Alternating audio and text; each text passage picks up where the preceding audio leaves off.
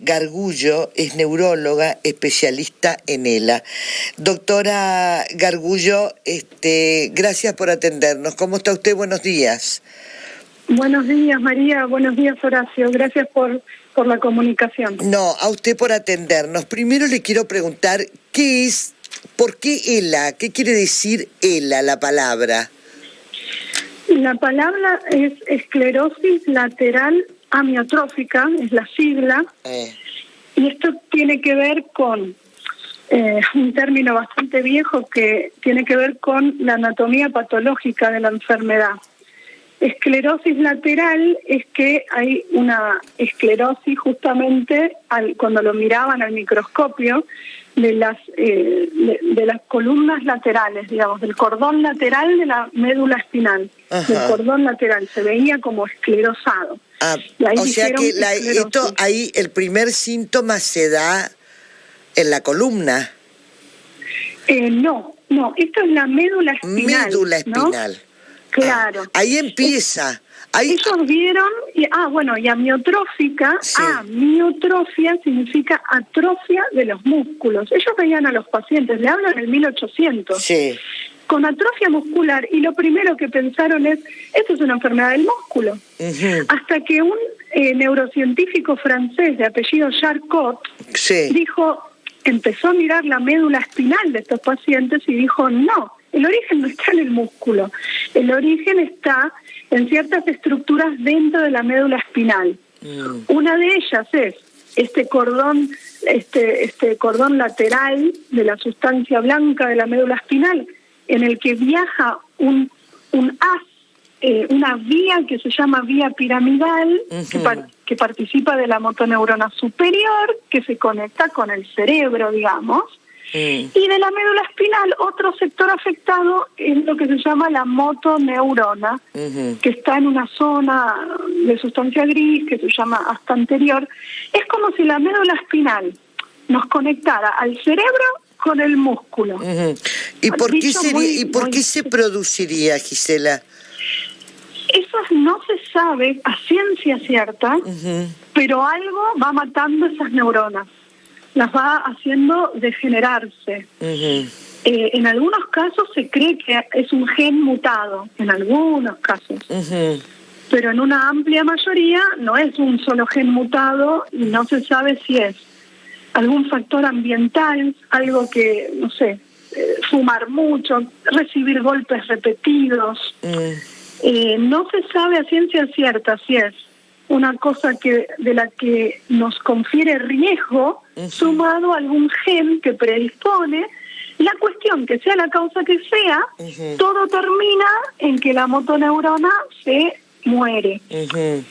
También hay hipótesis de que las células que la nutren, que se llaman astrocitos, microglía, uh-huh. se vuelven tóxicas inflamatorias, uh-huh. y las dañan esas motoneuronas. Entonces hay como muchos mecanismos postulados, se los estudian en los ratoncitos, en los modelos animales, claro. que es a lo que podemos acceder la médula, porque imagínense que de un paciente no podemos acceder a esa médula para estudiarla. No se puede acceder. Y no es como un cáncer que uno dice, que encuentro un nódulo, lo puedo biopsiar, lo miro al microscopio. ¿Se entiende? Sí. Eso nos tiene en la parte científica bastante retrasados porque ya cuando vemos las consecuencias, uh-huh. el proceso ya empezó hace rato. Ajá. ¿Y cómo empieza la enfermedad? ¿Cómo vos detectás esto? ¿Cómo se te manifiesta? Hay muchas maneras de empezar. La mayoría empieza con algún tipo de debilidad. En un brazo, en una mano, en un dedo, que no puede agarrar una llave y girar una llave en el cerrojo, o la lapicera, le cambia la letra. Todo esto en general sin grandes dolores. No duele. No suele doler. Es como una instalación lenta, o no tan lenta, de una debilidad muscular en un sector del cuerpo que se va extendiendo. Y si afecta la musculatura orofaríngea, como el caso un poco del senador, se afecta el habla muy precozmente. Entonces pareciera que hablar o como borracho, con las R's arrastradas, y quizás el paciente empieza a dar algunas vueltas, que va a un otorrino, que va a la fono, o que lo operan de un túnel carpiano, porque son síntomas bastante inespecíficos que podrían venir de otro lado. No se cura. No tiene una cura absoluta hasta hoy, una cura que uno diga detuvimos la enfermedad, sí, sino que todos los tratamientos hacen un freno en el avance o un enlentecimiento de ese ritmo de progresión que tiene. ¿Se puede llegar a esto? Me pedían que le pregunte, teniendo una enfermedad ponerle antiinmune y poder llegar a tener ELA, o tener bajas las defensas y poder llegar a tener ELA. No está tan relacionado con enfermedades autoinmunes. Sí. No lo está. Por ahí hay un reporte, 2 en todo el mundo, que pudo haber una asociación entre la ELA y otra enfermedad, pero no sería una enfermedad que los neurólogos catalogamos como inmunomediada, sino dentro del grupo de las neurodegenerativas, como es el Alzheimer, el Parkinson. Claro. Y el deterioro, porque lo que se veía en el senador, que ya... renunció a su banca, después un día se lo vio llegando a su casa, llorando, muy emocionado. La pregunta, ¿el deterioro es muy rápido o puede no ser tan rápido? ¿Y de qué depende? No, tal cual, pues muy variable. Ese es otro problema que tenemos. Es un problema porque si yo quiero detectar eficacia de una droga, que la enfermedad tenga distintos genios, que tenga distintos comportamientos, no nos ayuda a saber cuando un paciente responde o no a una medicación. Pero bueno, al margen de eso, no, hay pacientes que van mucho más lento, o no afecta el habla y solo las piernas, o solo las piernas y luego los brazos. Es real que todos progresan a la larga o a la corta, que es una enfermedad progresiva en sí misma, pero hay gente que está muy estable, muy estancada, y otra que tiene una forma muy agresiva, que en muy pocos meses se deteriora, pum, pum, pum, no da tregua. No da tregua. ¿Y cómo mueren las personas con ELA? ¿O de qué mueren? Pueden morir de distintas causas, ¿no? Hay cosas prevenibles totalmente. No pueden morirse hoy en esta época de que se atraganten con un pedazo de comida, por ejemplo, porque en eso se puede hacer mucha prevención. Pero claro, empiezan a haber problemas para tragar, alguna aspiración que traiga una neumonía. Después, las complejidades que trae la altísima discapacidad, que es estar sin fuerza muscular en los 4 miembros postrado en una cama, que eso trae muchos problemas aparejados, infecciones. Y por supuesto, si afecta la musculatura respiratoria, puede devenir un trastorno que les cueste respirar, entonces necesitan de un aparato que les tire aire por la boca, por la nariz y la boca, o solo por la nariz, para ayudarlos también en ese aspecto. Cada uno, no es que todos tienen lo mismo, y eso hay que seguirlo muy de cerca con el neurólogo, con un paliativista, para aliviar cada síntoma. Por eso es una enfermedad que obliga a trabajar en equipo, estemos donde estemos, en la provincia que estemos, en el país que estemos. Es el neurólogo, el paliativista, el neumonólogo, la fono, la nutricionista. Porque puede disparar para cualquier lado. Entonces, esto es una enfermedad progresiva que es del sistema nervioso, Gisela. Absolutamente. Progresiva, degenerativa, del sistema nervioso, que que incluso afecta a gente más joven que el Alzheimer. Claro, sí, claro, hay gente joven. Bueno, de hecho el senador no es un hombre grande, es un hombre joven. Y generalmente es lo que se ve a simple vista, que es la causa, que es la pérdida del control muscular, porque se le doblan los dedos, no se puede mover, está en silla de ruedas, y hay gente joven que ya está postrada también, ¿no? Sí, he visto gente bastante joven, juveniles incluso, les diría, 20, 25. Son pocos, pero también hay más hombres que mujeres en ese grupo de edad. Y ya después, arriba de los 50, entre 50 y 60, es más parejo entre hombre y mujer. Y bueno, sí, pero es muy variable. Yo le digo, hay formas de inicio espinal, que es cuando empiezan algún brazo o pierna, y forma de inicio vulvar, se le dice, cuando empieza en el habla o en el tragar. Claro, ahí se complica. Doctora, la lengua se puede volver como perezosa y costar pronunciar, costar la deglución. Doctora, ¿y cómo han sido los avances tecnológicos a lo largo de los años en el tratamiento? Vemos que el ex senador se maneja con un traductor de voz, una herramienta tecnológica aparentemente muy sofisticada. Pero en líneas generales, ¿cómo han sido los avances tecnológicos para el tratamiento de esta enfermedad? Mira, los mayores avances, te diría, como hacer un paneleo así los últimos 15 años, son, por un lado, en el área de investigación hay varios genes que, estudiando familias en donde sucedía en un tío, en un abuelo, en un primo, algunos genes empezaron a aparecer como asociados a la enfermedad. Esos fueron grandes avances al punto que de tener uno solo en el 90, uno solo, ahora hay 30 genes asociados a la ELA. Entonces el ritmo de crecimiento en la genética es muy alto porque las máquinas que detectan alteraciones en los genes cada vez son más sofisticadas y cada vez nos tiran más datos. ¿Y esto concretamente ayuda a prolongar el tiempo de vida? No se traduce tan directo. A ver, digamos que, por ejemplo, te doy un ejemplo vinculado a esto. Hay un gen mutado que se conoce hace muchos años y que hay varias familias en el mundo, igual son muy pocas, son muy pocas familias en el mundo, que ya tiene un medicamento que está dirigido a apagar ese gen. Ah, ¿sí? Entonces, eso sí es un avance. ¿Qué te parece? Estamos buscando una terapia que apunte a esa alteración y no una terapia que sea más genérica. Hay otras terapias que, que bajan la neuroinflamación, otras bajan la toxicidad del glutamato, otras mejoran el transporte axonal, pero son cosas temáticas medio generales que no es lo mismo decir, yo encuentro un gen alterado, bloqueo el gen. Claro. ¿A partir de qué edad yo puedo saber si o someterme a algún tratamiento para detectar ELA? Bueno, no se hace mucha prevención en eso, no es que yo puedo, tengo 18 años y quiero ver mis genes, a ver si voy a tener, no.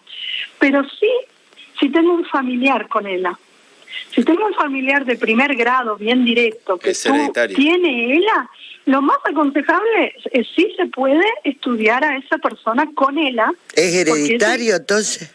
Bueno, en un 10% puede tener un gen alterado. No es en todos los casos, pero si yo tengo un familiar que tuvo la enfermedad o la está viviendo y soy mayor de edad, le puedo plantear a ese familiar, te podés estudiar genéticamente porque primero hay que tener el dato del paciente afectado.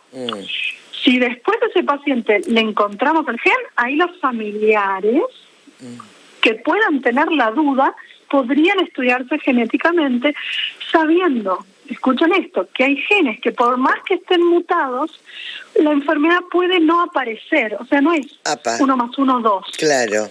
Entiendo. Porque si no sería una angustia fenomenal. Sí, claro. A mí lo que me produce angustia es que yo estaba leyendo por ahí que la expectativa de vida de un paciente con ELA promedia aproximadamente de 2 a 5 años a partir del diagnóstico, al que haya sido diagnosticado con ELA.